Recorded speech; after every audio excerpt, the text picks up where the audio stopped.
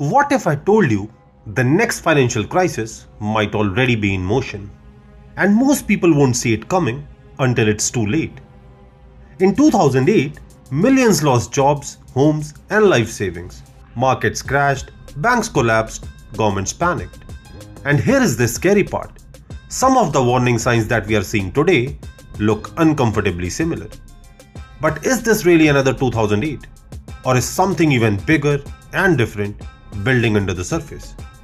Let's break it down with real data, no hype, no fear mongering.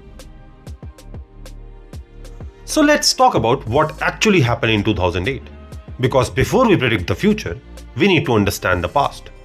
The 2008 financial crisis did not happen overnight. It was caused by three major things. Number one, the housing bubble. US home prices doubled between 2000 and 2006. Banks gave loans to people who couldn't repay. These were called subprime mortgages. Number two, risky financial products.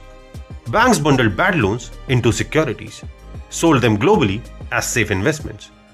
Credit rating agencies wrongly rated them as AAA.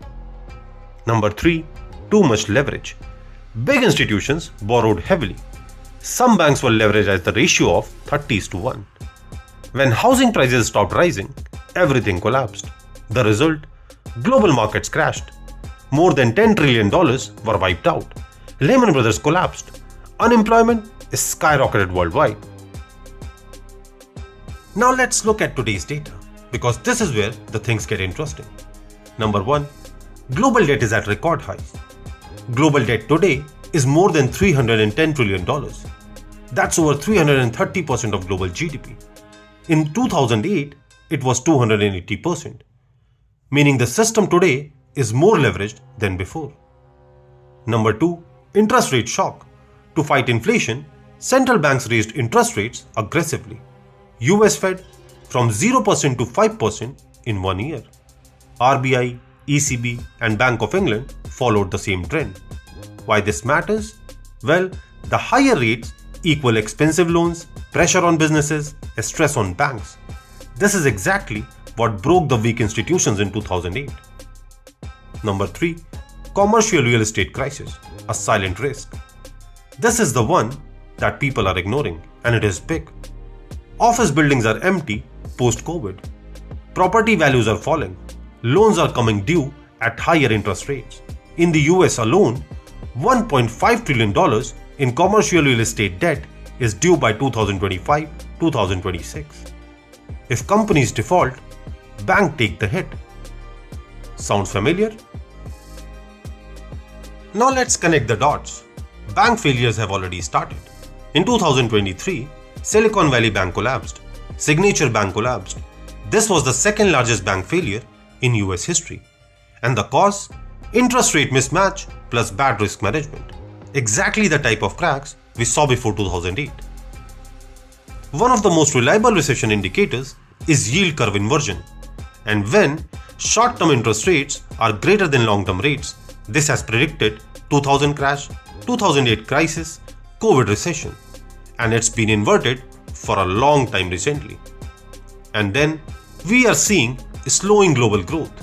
China's growth slowing, Europe is struggling with energy plus inflation, US customer debt rising, global economy is interconnected. If one big system cracks, it spreads fast. But there is a twist. This cannot be a copy-paste of 2008. There are three key differences. Number one, banks today are better regulated. After 2008, stress tests were introduced. Higher capital requirements were made mandatory. So traditional banks today are stronger. Number two, the risk has shifted, also known as shadow banking. The danger is now in hedge funds, private equity, non-bank lenders. These are less regulated and hold trillions in assets. The system didn't become safer, it just became less visible. Number three, speed of crisis will be faster. Because of AI trading, high-frequency markets, social media panic, money moves instantly now.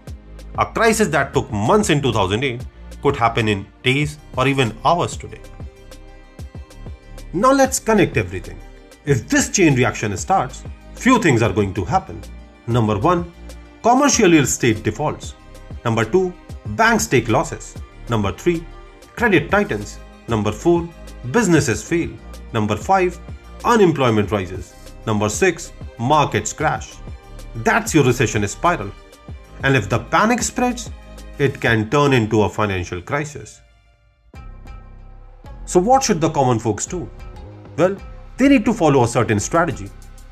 Number 1, avoid over leverage. Don't take unnecessary loans right now. Number 2, build emergency fund. At least 6 months of expenses. Number 3, diversify. Don't put everything in one asset. Balance between equity, cash, maybe gold. Number 4, stay invested and for long term. Crashes create opportunities. In 2008, markets eventually recovered. Wealth was created for those who stayed. So are we heading for another 2008? May not exactly be the same, but the risks are there. The system is more complex, more leveraged, and more fragile in different ways.